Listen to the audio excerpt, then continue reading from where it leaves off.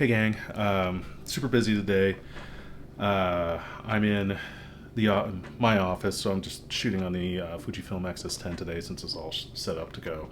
Um, and 13 millimeter Viltrox 1.4 also. 'Cause I like this lens a lot. Anyway, it's start of the College World Series today, so we run a local sports site.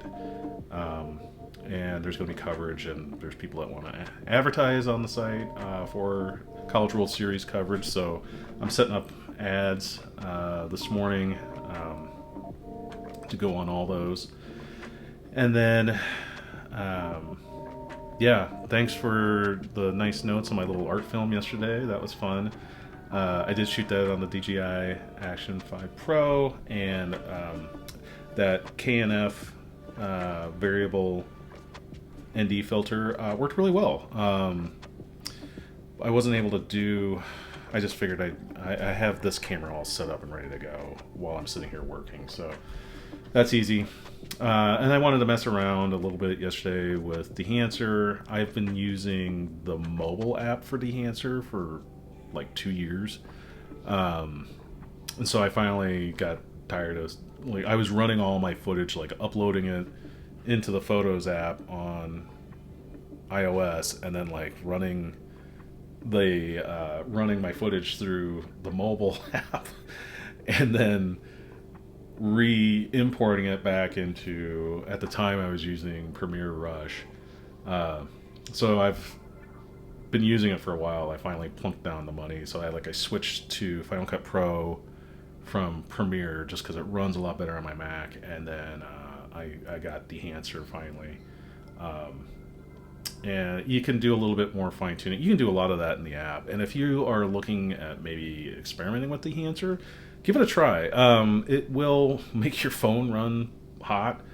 If it's especially long footage, it's good for clips. It's good for just photos too. If you want to just like spice up your iPhone photos, that's pretty slick. One of my favorite films to shoot with is rolls of film. Is the Ilford HP5 Plus, and then like boosting it up 2 spots, pushing it, and because you get a little bit better contrast. I've always loved Ilford ever since I was first learning photography back in the 90s. Anyways, so I thought, oh yeah, let's do a fun like Ilford effect on the footage, and it wasn't Ilford. It was one of the experimental film simulations. I can't remember. Might have been Rollo. I can't remember. It was near the bottom. Anyways, so there's that. And then something else I was thinking about. I was watching Chris Meets Chris's video last night, and talking about like this community.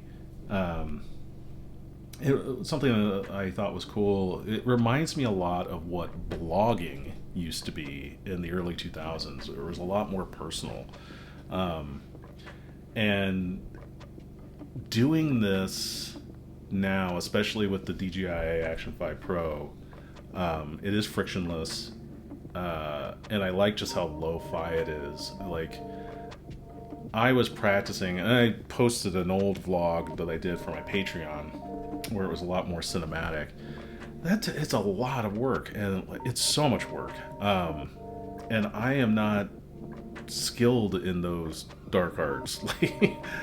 Like that's just like a whole other skill set. Like, I can get by, and I've taught myself a lot, but like it's a lot of work. Doing this daily, low stakes with this little camera has been great.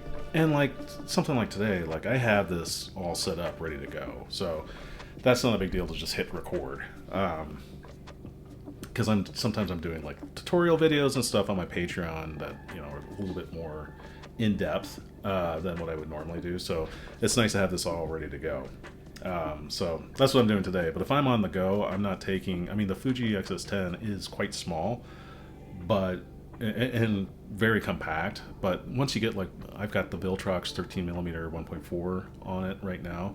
That's a chunky boy on this tiny camera.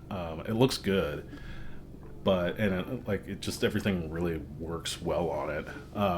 Even the autofocus works pretty well. Um, but like that's not something that's easily like I'm not carrying that around with me when I'm on the go. This thing is amazing. I just can't believe how good these have gotten. Just even I had a GoPro 11 that I just sold after I got this, and it's just that just came out like 3 years ago, 2 years ago, and this is light years better, light years ahead.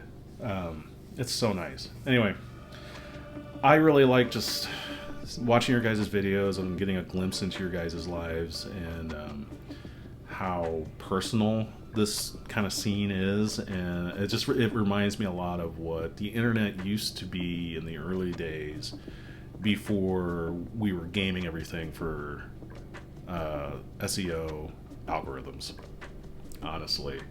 And so those like how-to videos have their place and I watch them, but I'm not like religiously following a lot of people. One of the few reasons why I was still following Chris Meets Chris was because, you know, he started off kind of doing gear reviews, but then it was all of it was a lot more personal. I'm thinking specifically of the Sony ZV-1 Mark II vlogs. That's what really got me hooked on his videos, and obviously like these DJI action cams vlogs have been awesome, and then getting introduced to everyone else in the scene has been incredible. So anyway, yeah, that's neither here nor there. Just had random thoughts. I'm pretty scattered today. I got a lot to do, so I will talk to you later. All right, bye.